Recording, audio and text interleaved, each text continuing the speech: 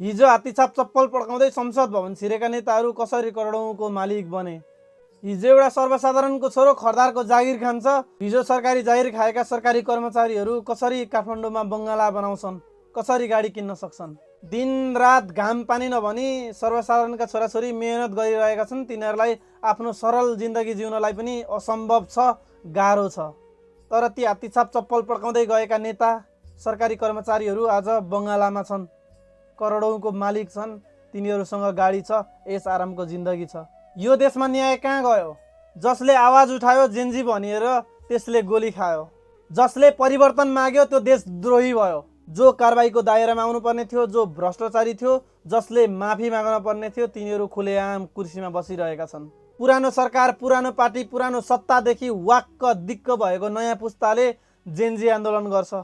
त्यसमा 75 जना मान्छे मारिन्छन्, सिंहदरबार जल्छ, नेताहरूको घर जल्छन्, नेताहरूको घरको पैसा जल्छ। तिनीहरूको सम्पत्ति शुद्धिकरण हुँदैन। तिनीहरू अहिलेसम्म कारबाहीको दायरामै आउँदैनन्। जसले ती जेन्जीहरूलाई गोली हान्न आदेश दियो तिनीहरू आज भाषण छाटिरहेका छन्। तिनीहरूलाई जेलमा हाल्न, तिनीहरूलाई कारबाही गर्न, भ्रष्टाचार रोक्न जेन्जी पुस्ताले अन्तरिम सरकार बनाउनु पर्छ भनेर आवाज उठाउँछ। अन्तरिम सरकारमा सुशीला कार्कीलाई अगाडि सारिन्छ। सुशीला कार्की प्रधानमन्त्री बन्छिन्। देशको नेतृत्व सुशीला कार्कीले लिइरहेकी छिन् र त्यसमा मन्त्री परिषद गठन हुन्छ। तर आज सुशीला कार्कीको मुखबाट सुनियो हामी चुनाव गराउन मात्रै आएका हौँ। तर जेन्जीका एजेन्डाहरू केही पनि सुनिएनन्, केही कार्यान्वयन भएनन्। ती अपराधीहरू खुलेआम हिँडिरहेका छन्। किन कारबाहीको दायरामा आउँदैन? किन तिनीहरूको सम्पत्ति शुद्धिकरण हुँदैन?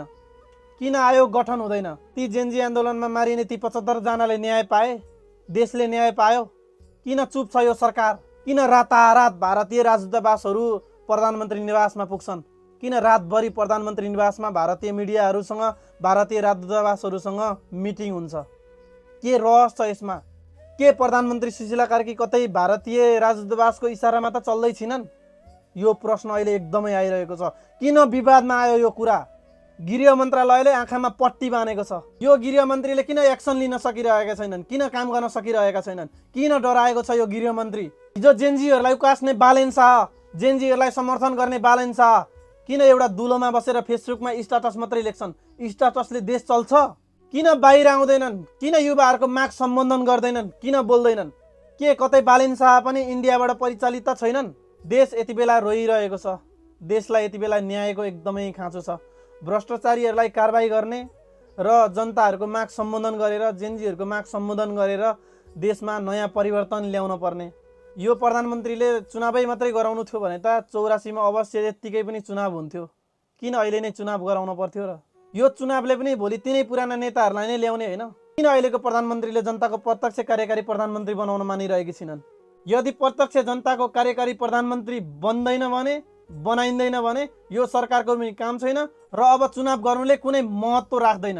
अब पनि यस्तै हुन्छ। यो सरकारले काम गर्दैन, हामीले भनेको मान्दैन, जेन्जीले भनेको मान्दैन र नेपाली जनताको आवाज सुन्दैन भने यसलाई पनि लतारेर फेरि पनि आन्दोलन सुरु हुन्छ।